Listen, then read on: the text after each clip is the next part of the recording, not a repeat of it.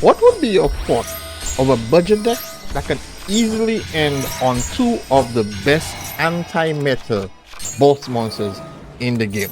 What would you think of this deck? Yes, Tenyi, Swordsoul Tenyi at a $20 price point can shut down the meta with Chaofeng, which this card literally, in this deck, locks your opponent from activating the effect of light monsters. Light monsters, we have Raziel, we have Blue Eyes, we also have Protoss, easily searchable by so many means in this deck that can lock your opponent from dark, which is Mistyrugi, Fiendsmith.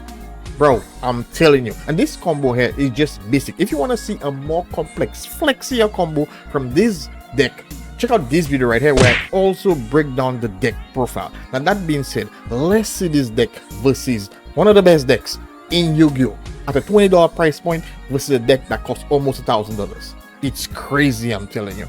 In this duel, we are going to be taking on one of the best and most expensive decks in Yu-Gi-Oh! And as you can see, we've already gotten hit by a Fualos. Wow, a second Fualos. Okay, yeah, this is not nice.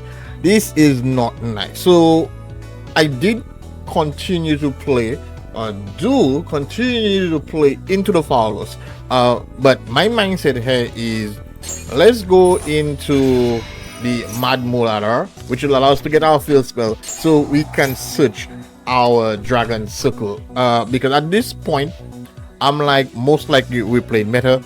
The safest bet if we're playing into the Fualos is to get to the field our Protoss, because a very high chance we've been ranked in this game, and I'm sure if you go to a YCS it'll be the similar, be like, yeah bro, there's a very high chance I'm either playing Malice or I'm playing Mystery, and the great thing is both of them are dark types, right?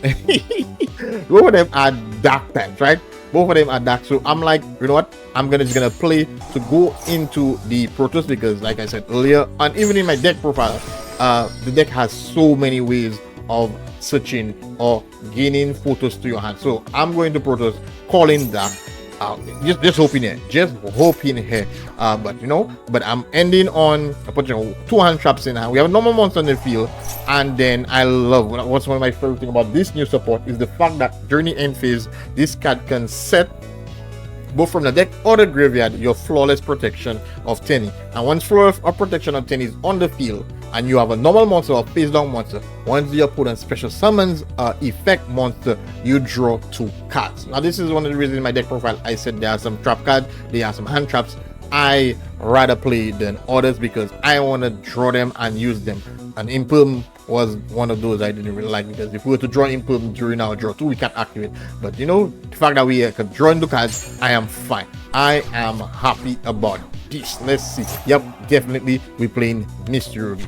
Yes, Mr. Ruby, I'm telling you my guy, you're gonna get hand traps. Unfortunately we played into a triple thrust, which somewhat hurts a lot, because now the opponent search for the TTT and now can take our Protoss. Now good thing, Protoss effect is a lingering effect, so they're still unable to go into dark, but that won't stop them from linking it off, so I don't have access to it next turn. However, we are gonna draw 2 cards because a special summon monster, special summon effect monster, sorry, a special summon to the opponent's side, we are gonna draw 2 cards. We draw into an Ash, which is great.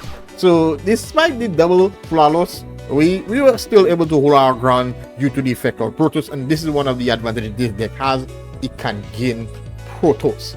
This is one of the things I love about this deck. Even at the price point, we are not looking bad, holding ourselves, holding down the fort with this $20 deck. Let's see how this duel proceeds. Let's see more for it. Let's see where it goes. We're gonna activate the effect of our vessel. I'm gonna send Mehmet to the deck. I agree with that. I love Mehmet. This is just a personal preference. I'm playing this because I love it. You don't have to play it, but I love this card. It's a very flexy card. Send Mehmet to graveyard. Add. Wow, we got hit with a droll, but I want to get rid of that back row. Activate the effect of Wushara from our hand. It's Chin. We can't draw because of droll. We're typically gonna be drawing 2 cards. That's fine. Going to our Shuna. Going to another monk, activate Ishuna effect to get the Shitana to the field. Shitana. I'm sure I'm butchering this card name. So we can go into a Shaman. And the plan here is let's get Shaman to the field so we can special summon our Protoss to the field so we can go call Dark again. Since Protoss has been summoned the correct way, we can monster reborn it or reborn it from the graveyard using effects now. But unfortunately, we got hit with an impulse.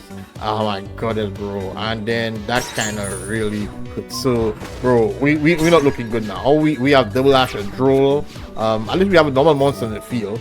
And he plays into the field spell, which gives us a double draw, which is good. And after I've drawn, now I'm definitely playing draw because we've already drawn, which definitely helps.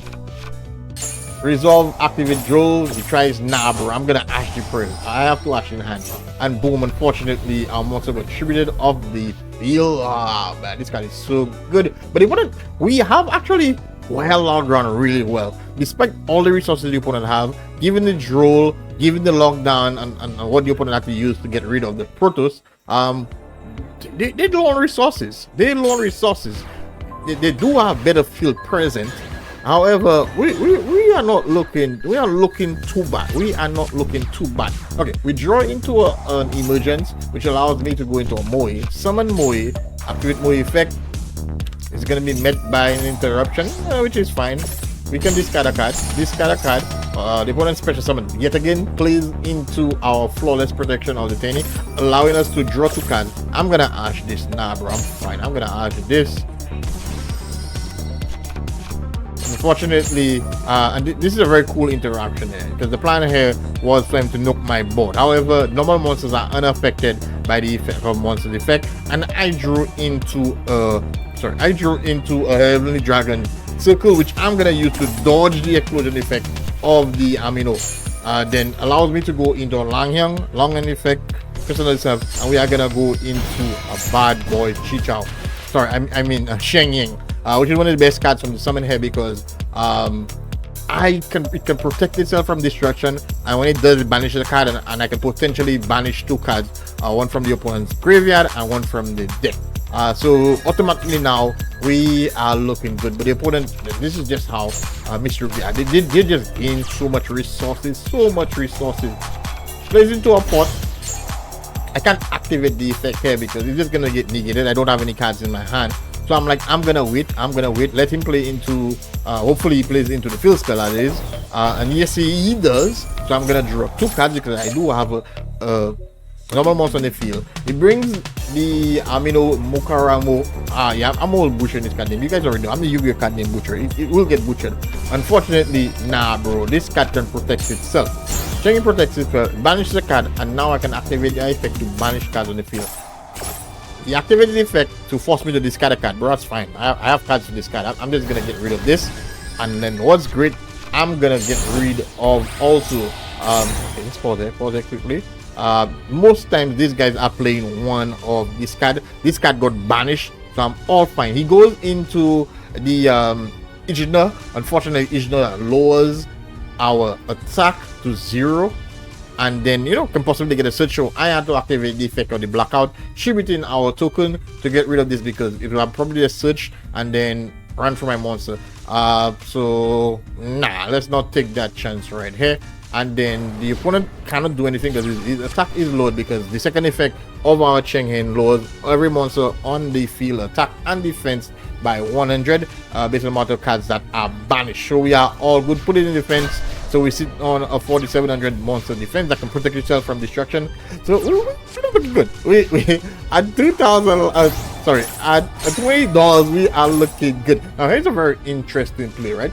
I go into the tie here, right? Activate tie effect, and I'm thinking to myself, because you think way ahead in case tie is interrupted.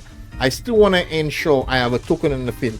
So instead of banishing a particular monster, I'm just gonna banish Blackout. When Blackout is banished, Blackout gets you a token. So even if this card got interrupted, I would have still gotten the token, which I would have gotten the effect. And in the event it's removed of the field, I'm still gonna get a token, and then this triggers the effect of Chicha. So with the token on the field, 1, I have the effect of the flawless protection is live again, and also this get managed. I can manage this card, and I can also activate the effect of our Heavenly Dragon circle in the graveyard to search a card, because you can manage this card to search when you have an effect monster on the field. So boom, boom, boom, we are still looking good. The opponent has to pass again. Nothing here, bro. Unfortunately, we also pass it, but then, bro, we are fine. We are fine. I'm feeling good despite where we were to where we are now. I'm drawing into hand traps. We have the field spell. I have Call by the Grave. He activates Spot of Extravagance, gets another. Oh my goodness, bro. Nah, that won't save you, bro. $20, guys. We are still not $20, and here we are taking one of the best decks in the game, one of the most expensive decks, and we are still holding it down. This is game 1. Game 2, let's see. But if thus far you're receiving any value, drop kick that like button, guys. Share this to a friend, help grow the channel, help go ahead. Your opponent obviously is definitely going first. Wow, and he's opening the Habaki. Already, you know, it doesn't look good. But fortunately, unfortunately for them, we have the Droll Unlock build, which is one of the best hand traps versus this deck.